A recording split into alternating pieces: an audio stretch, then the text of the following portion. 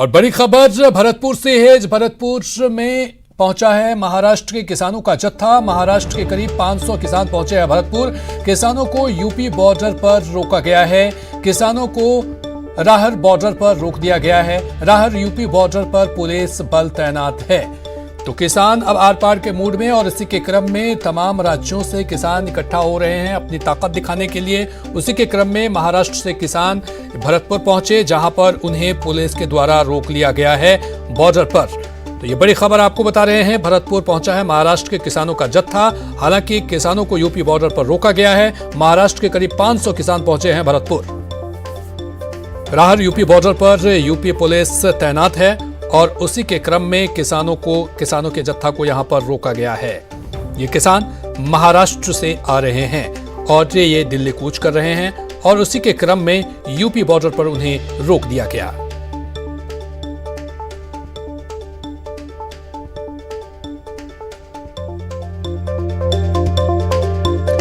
महाराष्ट्र के करीब 500 किसानों को यूपी के राहर बॉर्डर पर रोका गया है। राहर उत्तर प्रदेश बॉर्डर पर यूपी पुलिस ने भारी पुलिस जाब्ता किया है तैनात और इसके बाद किसानों को वहां पर रोक दिया गया है जो महाराष्ट्र से आ रहे थे, जो भरतपुर पहुंचे और इसके बाद वहां पर बॉर्डर पर उनको रोक दिया गया।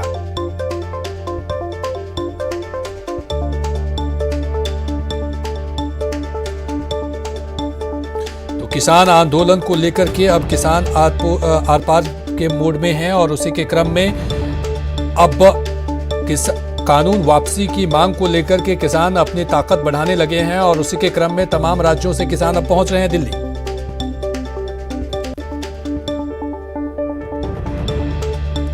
और अगली बड़ी खबर दिल्ली से है। दिल्ली कूच पर आज किसानों की पीसी होगी और किसान संघर्ष समन्वय समिति की पीसी होगी। संगठनों के पदाधिकारी करेंगे संबोधित। दिल्ली जयपुर हाईवे जाम पर भी फैसला होगा इस दौरान। तो कृषि कानून के खिलाफ किसान अब बड़े आंदोलन की तैयारी में हैं और इसी के क्रम में दिल्ली कूच पर आज किसानों की पीसी होगी। किसान संगठन समन्वय समिति की पीसी, संगठनों के पदाधिकारी को संबोधित किया जाएगा इस दौरान और दिल्ली जयपुर हाईवे जाम पर यह फैसला किया जाएगा इस पीसी में।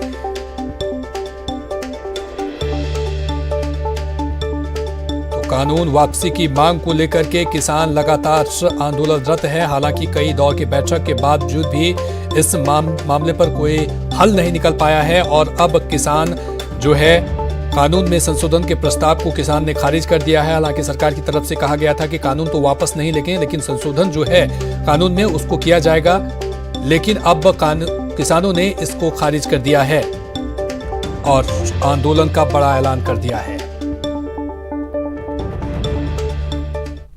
चलिए बढ़ेंगे अगली खबर की तरफ और पाली से बड़ी खबर है, जहां मिनी ट्रक से भिड़ी है कार। हादसे में एक की मौत हुई है, 5 लोग घायल बताए जा रहे हैं। तो ये पाली से खबर है। हादसे में एक की मौत हुई है। रफ्तार के कहर देखने को मिला है, जहां पर 5 लोग घायल हुए हैं, एक की मौत हुई है। पाली से ये बड़ी खबर, मिनी ट्रक से भिड़ी है कार और इसी हादसे में एक की मौत, 5 लोग घायल हुए हैं।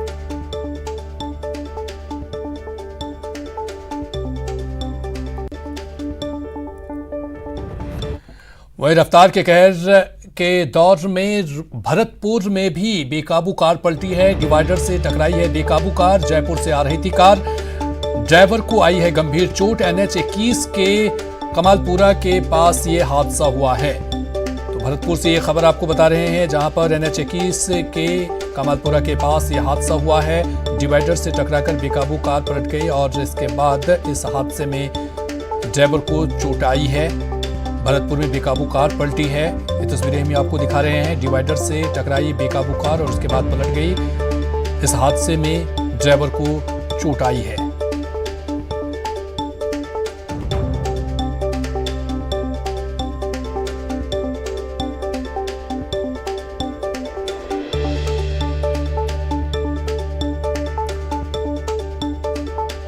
डिवाइडर से टकराई है बेकाबू कार। तस्वीरें हम आपको दिखा रहे हैं। जयपुर से आ रही थी कार और इस हादसे में ड्राइवर को चोट आई है। NH 21 के कमालपुरा के पास की ये घटना है। डिवाइडर से टकराकर बेकाबू कार पलट गई। और बढ़ेंगे अगली खबर की तरफ और खबर 12 से है। 12 कलेक्टर के पीए के ट्रैप मामले में अपडेट सामने आया है। महावीर नागर के घर की सर्च से संपत्ति का खुलासा हुआ है। 12 शहर में पीए नागर के मिले हैं 7 जमीन मकान। एसीबी की जांच में मिले हैं 8 बैंक खाते और लॉकर। साथ ही साथ पीए महावीर नागर के पास कुल 7 वाहन हैं, 2 ट्रैक्टर, 1 कार, 2 बाइक और अन्य वाहन भी मिले हैं। एसीबी द्वारा बैंक खातों की भी अब जांच की जाएगी। तो 12 कलेक्टर के पीए को ट्रैप किया गया है। एसीबी ने ट्रैप किया कल और इसके बाद अब उनके संपत्ति का भी खुलासा किया जाएगा। पीए नागर के संपत्ति के बारे में ब्यौरा लिया गया है, जहां पर कुल 7 वाहन उनके साथ मिले हैं और 12 कलेक्टर के पीए के ट्रैप में यह बड़ा अपडेट सामने आया है। घर की सर्च से संपत्ति का खुलासा हुआ है कि घूस से उन्होंने कितनी संपत्ति बनाई। पीए नागर के मिले हैं 7 जमीन, साथ ही साथ 8 बैंक खाते और लॉकर भी मिले हैं, जिसके बाद पीए महावीर नागर के पास कुल 7 वाहन भी यहां पर मिले हैं। अब पुलिस एसीबी की टीम जांच में जुट गई है। एसीबी द्वारा बैंक खातों की भी जांच की जाएगी। आपको बता दें कि उसके पास 2 ट्रैक्टर, 1 कार, 2 बाइक और 1 अन्य वाहन भी मिले हैं। पीए महावीर नागर के पास कुल 7 वाहन हैं। आपको बता दें कि एसीबी ने कल 1,40,000 रुपए रिश्वत लेते उन्हें ट्रैप किया था।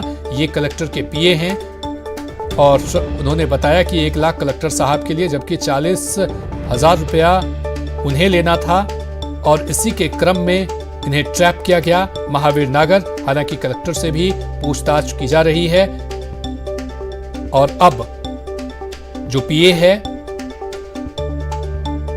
उसके संपत्ति का खुलासा हुआ है, जहां पर 8 बैंक खाते और लॉकर बरामद किए गए हैं।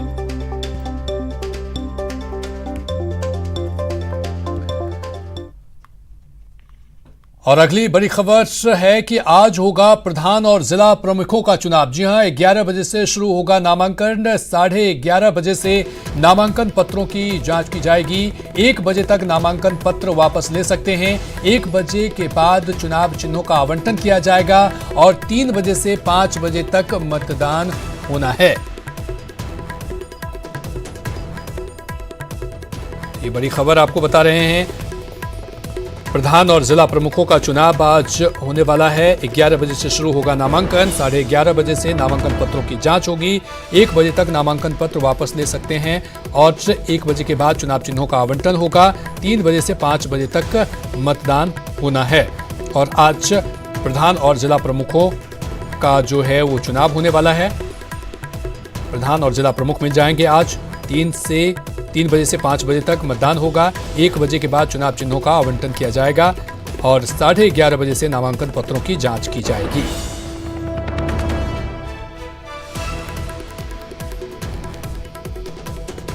तो आज प्रधान और प्रमुखों का फैसला। 11 बजे से शुरू होगा नामांकन। 3 से 5 बजे तक मतदान होगा। आज प्रधान और प्रमुखों का चुनाव है। 3 से 5 बजे तक मतदान होगा। 11 बजे से शुरू होगा नामांकन।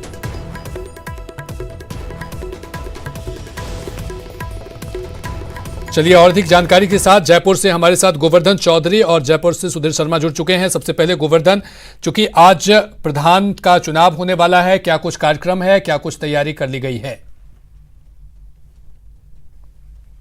देखिए, आज जिला प्रमुख और प्रधान इन दोनों ही पोस्ट पर 21 जिलों में चुनाव होने जा रहे हैं। कांग्रेस ने कल ही जो जिलेवार पर्यवेक्षक हैं उनको फील्ड में भेज करके और सिंबल के साथ यहां से रवाना किया था। थोड़ी देर बाद में जब नामांकन स्टार्ट होंगे उस वक्त ये जो जिला प्रमुख और प्रधान के सिंबल हैं वो उन पार्टी के अधिकृत उम्मीदवारों को दिए जाएंगे।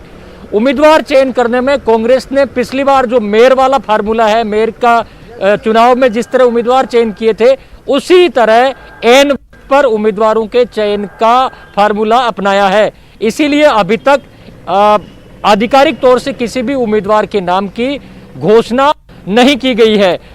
जिला स्तर पर और ब्लॉक स्तर पर, प्रधान स्तर पर जो उम्मीदवार होंगे उनकी वहां स्थानीय स्तर पर पर्यवेक्षकों ने रात को बैठकें की है और अब एन वक्त पर वो जाकर के और 11 बजे के आसपास सिंबल दे देंगे। या तो रणनीति यह अपनाई जाती है कि कई जगह तो जो निर्वाचन अधिकारी है उनको सीधे सिंबल दिए गए थे पिछली बार पार्षद और ये जो पंचायत समिति और जिला परिषद के मेंबर हैं इनमें तो, लेकिन प्रधान और जिला प्रमुख के चुनाव में करीब घंटे से 1.5 घंटे के भीतर उम्मीदवारों को सिंबल है वो दे दिए जाएंगे। हालांकि देर रात तक सहमतियां बनाने के लिए बैठकें जारी थी।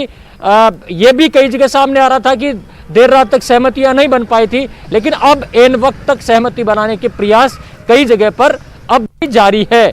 कांग्रेस के जो रणनीतिकार हैं वो ये दावा कर रहे हैं कि भले नतीजा कांग्रेस के पक्ष में कम आए हों, लेकिन जिला प्रमुख और प्रधान ज्यादा से ज्यादा बनाने के प्रयास वो करेंगे कांग्रेस के, क्योंकि सत्ताधारी पार्टी है और इन चुनाव में दल बदल कानून लागू नहीं होता। इसलिए किसी भी पार्टी का जो पंचायत समिति मेंबर और जिला परिषद मेंबर है वो कहीं पर भी जा सकता है, उसकी मेंबरशिप नहीं जाएगी।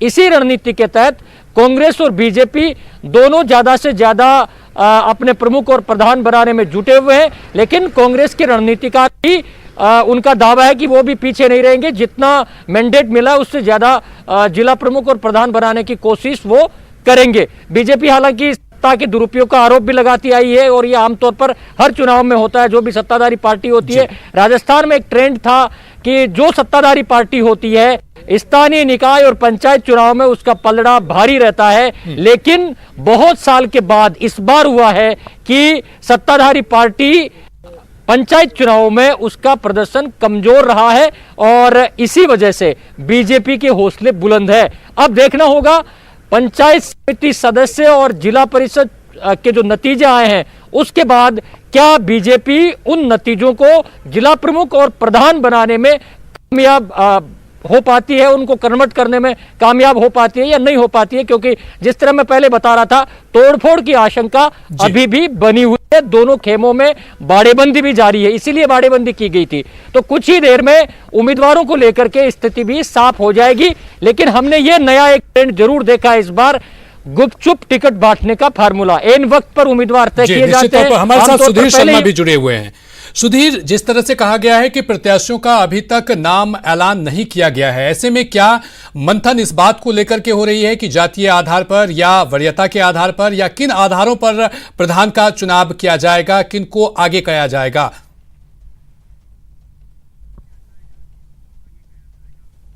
जबकि निश्चित रूप से जो ये चुनाव है वो स्थानीय स्तर के हैं, तो स्थानीय स्तर में तमाम तरह के समीकरण है वो पार्टी देख रही है। लेकिन बीजेपी की बात बताऊं, बीजेपी ने कल इस बारे में बैठक कर, उच्च स्तरीय बैठक हुई, उसमें मंथन कर लिया गया। तमाम नाम है उनके सिंबलों के लिए जो जारी किया जाएगा उसका परफॉर्मा तैयार कर दिया गया था, उस पर सिग्नेचर हो गए थे। केवल जो कैंडिडेट होगा उसका नाम बढ़ना बाकी था। तमाम तैयारियां पूरी हो चुकी है। जहां तक ये बात की जा रही है कि सत्ता पक्ष के विरुद्ध ये गया है, लेकिन ऐसा पहली मर्तबा नहीं हुआ। इससे पहले 2010 में भी इस तरह की जानकारी आ रही है कि सत्ता पक्ष के खिलाफ मैंडेट स्थानीय निकाय चुनाव में गया था। अभी हमारे साथ डॉक्टर अरुण चतुर्वेदी है, पूर्व भाजपा प्रदेशाध्यक्ष है, पूर्व में कैबिनेट मंत्री रहे, उनसे बात करेंगे। ये पूरा जो सिनेरियो तैयार हुआ है, क्योंकि स्थानीय स्तर के चुनाव होते हैं, तोड़फोड़ की आशंका है। भले ही आपकी सीटें ज्यादा आई हो, लेकिन तोड़फोड़, क्योंकि इसमें दल बदल कानून लागू नहीं हो सकता। सत्ता के साथ हर आदमी रहना चाहता है, हर व्यक्ति, हर सदस्य रहना चाहता है। देखिए, बात सही है कि आपने जो कहा, कांग्रेस पार्टी ने, उनको पता था पहले ही कि पंचायतों में और नगर निकायों में हमारा बहुमत नहीं आने वाला, इसलिए उन्होंने पहले तो निकायों को तोड़ा, वार्डों की संख्या बढ़ा करके उनको अपने हिसाब से परिसीमन करने का काम किया, उसकी आपत्तियों के बाद भी नजरअंदाज किया। लेकिन आज राजस्थान की जनता ने पंचायत चुनाव में अपना क्लियर मैंडेट देकर के कांग्रेस के खिलाफ दिया है। आपने कहा कि सत्ता का पूरा उपयोग उन्होंने इन चुनाव में किया है। ध्यान में आता है कि कई जगह तो पुलिस के लोग भारतीय जनता पार्टी के प्रत्याशियों के नामांकन विड्रॉ करा रहे थे, कहीं प्रशासन का दबाव था, कहीं प्रचार नहीं करने दिया जा रहा था। इस तरह की हरकतें जगह जगह। लेकिन ये तो विपक्ष की एक तरह से आरोप की राजनीति होती है, तथ्यात्मक बात है। मैं अगली बार जो आपकी उसमें आने वाला हूं, लेकिन उस सब के बाद भी भारतीय जनता पार्टी का कार्यकर्ता सजग था, सतर्क था, इन सब चीजों जानता था, उन्होंने इन चुनाव में वोट की। अब भी स्थिति यह है कि हमने भी पूरी तैयारी इस बात की है कि हमारा एक तो पहली बात तो हमने जो पार्टी के साथ रह सकें ऐसे लोगों को टिकट देने में सावधानी बरती थी और उसी का पूरा इंतजाम किया था। दूसरी बात, कांग्रेस की इस आशंका को देखते हुए हमने अपने लोगों को पहले से ही सावधान भी किया, उनको एक जगह इकट्ठा करने का काम भी किया है, जिससे भी किसी भी प्रकार के दबाव का असर हमारे प्रत्याशियों के ऊपर नहीं आए इस लोकतंत्र का। हमें भी इस बात का अंदेशा था, लेकिन मुझे विश्वास है कि कांग्रेस के सारे हथकंडों के बाद भी आज जो परिणाम निकलेंगे उसमें भारतीय जनता पार्टी जैसा दिख रहा है उससे अधिक सीटों पर जीत के आएगी। बाड़मेर में एक ऐसा मामला आया, बीजेपी का जीता हुआ कैंडिडेट कांग्रेस के खेमे में चला गया। निश्चित रूप से आपने जो कहा कि इस चुनाव में बहुत छोटा चुनाव है और कई बार कई परिवार का प्रभाव होगा, सत्ता का असर होगा, कहीं दबाव की चीज होगी, इन सब चीजों के आधार पर ये चलता है। और लेकिन कुछ छुटपुट घटनाओं को छोड़ करके बाय एंड लार्ज देखेंगे तो भारतीय जनता पार्टी का कार्यकर्ता पार्टी के साथ ही रहेगा और रहते हुए पार्टी को कांग्रेस जैसी स्थिति बीजेपी की है, प्रत्याशियों के नाम की घोषणा नहीं हुई कि कौन प्रधान बनेगा, कौन जिला प्रमुख, कौन उप प्रधान बनेगा, कौन उप जिला प्रमुख, किसी का नाम सामने नहीं आया अभी तक। देखिए, ये जो चुनाव है ये स्थानीय चुनाव है, यहाँ पार्टी किसी को एक को तय करके ये नहीं कह सकती किसको बनाने का। और हम जब लोकतांत्रिक पार्टी हैं तो लोकतांत्रिक पार्टी में जो जीते हुए पार्षद जीत के आने वाले हैं, जिला परिषद सदस्य हैं, पंचायत सदस्य हैं, देर रात तक उनसे रायशुमारी हुई है, सुबह तक ये काम चला है। उस सब रायशुमारी के बाद वहां जो पार्टी के जो प्रभारी लगे हुए हैं वो सब पार्टी के प्रदेश अध्यक्ष को जानकारी देकर के उनकी सहमति के आधार पर प्रत्याशियों को तय करके आज नामांकन कराएं। क्या प्रत्याशियों को लेकर कोई क्राइटेरिया भी अपनाया गया है? सुधीर, उनसे पूछ लीजिए कि क्या प्रत्याशियों की जो घोषणा होगी, नामों की घोषणा होगी, तो कोई क्राइटेरिया पार्टी की तरफ से बनाया गया है कि इस क्राइटेरिया में आना चाहिए तभी हम प्रमुख के पद पर या प्रधान के पद पर हम रखेंगे?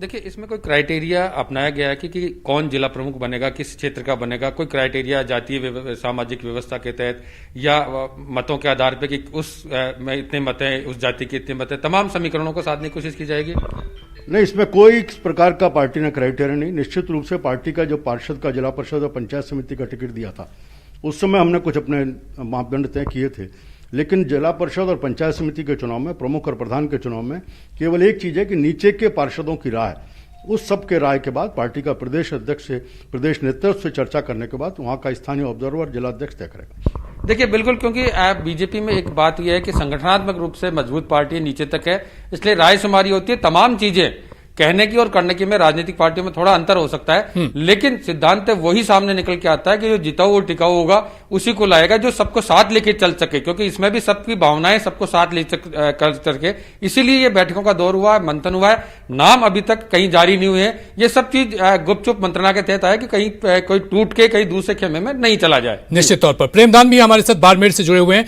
क्या बाड़मेर की भी यही तस्वीर है कि रायशुमारी से ही प्रधान के उम्मीदवार जो होंगे वो तय होंगे, या फिर यहां पर भी कोई क्राइटेरिया अपनाई जा रही है? देखिए, मैं बताना चाहूंगा कि यहाँ पर साफ तौर से प्रधान और प्रमुख के लिए प्रधान के ऊपर जो नाम की राय मशवरा किया जा रहा है तो उसी के आधार पे होगा। प्रधान में लमसम कई जगहों पे नाम पहले से ही तय थे, उसी आधार पे आगे बढ़ा जा रहा है। ये कुछ ही जगह ऐसे है जहाँ पर नहीं है, लेकिन सबसे बड़ा जो दंगल है बाड़मेर में वो है जिला प्रमुख के लिए। तो जिला प्रमुख में बीजेपी और कांग्रेस को दोनों को 18-18 सीटें मिली थी, उसके साथ ही आरएलपी को एक सीट मिली थी। लेकिन बीजेपी चुनाव लड़ने से पहले ही कहीं न कहीं अपने आप को हारती हुई नजर आ रही है, क्योंकि उनका एक प्रत्याशी जो है 6 नंबर से शंकर जो है वो निकल गया है। वो अब जो बीजेपी की ओर से है कि वो कांग्रेस के पाले में चला गया है। अब कांग्रेस के पाले में गया नहीं गया, लेकिन ये बात कह सकते हैं कि कहीं न कहीं बीजेपी को पहला झटका लगा है। लेकिन सबसे बड़ी बात यह है कि कांग्रेस के जो बड़े नेता हैं उनके लिए अपने पसंद के नाम की अभी कोई जगह नहीं रही है, क्योंकि नाम उसी की घोषणा होगी जिसके ऊपर सर्वसम्मति बनेगी और जो अपने आप में बड़ा नाम होगा। तो उसमें सबसे बड़े जो नाम आ रहे हैं सामने, पहले गफूर अहमद जो पूर्व मंत्री रहे, पूर्व उप जिला प्रमुख भी रहे, उनके नाम पे आ रही है। साथ ही जो महेंद्र चौधरी है उसके नाम की भी घोषणा हो सकती है। साथ साथ उगम सिंह का भी नाम चल रहा है। इसी के साथ में बीजेपी में 2 नाम प्रमुख रूप से सामने आ रहे हैं। एक आ रहा है वकील रूप सिंह राठौर जो पूर्व में भी जिला परिषद के सदस्य रहे हैं। दूसरे है नरपत राज मूड जो कि छात्र राजनीति से आए हैं और उसके साथ में ही वो अभी जिला परिषद का चुनाव जीते हैं, छात्र अध्यक्ष का भी रहे हैं वो। तो 2 नामों पे चर्चाएं चल रही है, लेकिन कहीं न कहीं बीजेपी के लिए सबसे बड़ा सेटबैक ये है कि उनका एक प्रत्याशी निकल चुका है, लेकिन कांग्रेस इसमें कहीं न कहीं प्लस होती हुई नजर आ रही है। जी गोवर्धन, जिस तरह से ये मंथन चल रहा है कि पार्षद या उप प्रधान कौन होंगे, इसको लेकर के तमाम तरह की माथापच्ची जारी है, ऐसे में क्या लग रहा है कि इन वक्त पर नाम फैसला हो जाएगा बीजेपी की तरफ से? देखिए, चाहे बीजेपी हो चाहे कांग्रेस हो, इन दोनों ही जो पद हैं प्रधान और जिला प्रमुख के, इसको लेकर के रायशुमारी रात को भी की गई थी। वहाँ स्थानीय जो जिला परिषद मेंबर और पंचायत समिति के मेंबर हैं, प्रधान के लिए पंचायत समिति सदस्यों से और जिला प्रमुख के लिए जिला परिषद मेंबर से। लेकिन हाईकमान के स्तर से या प्रदेश नेतृत्व के स्तर से जो फैसला पहले हो चुका है, एक माइंड मेकअप हो चुका है कि सिंबल किसको दिया जाना है। ये जो रायशुमारी और इनके स्थानीय स्तर पर राय लेने का ये जो प्रोसेस है, ये एक संतुष्टि स्थानीय स्तर पर हो जाए जिला परिषद सदस्यों को और पंचायत समिति सदस्यों को कि उनकी राय ली गई है।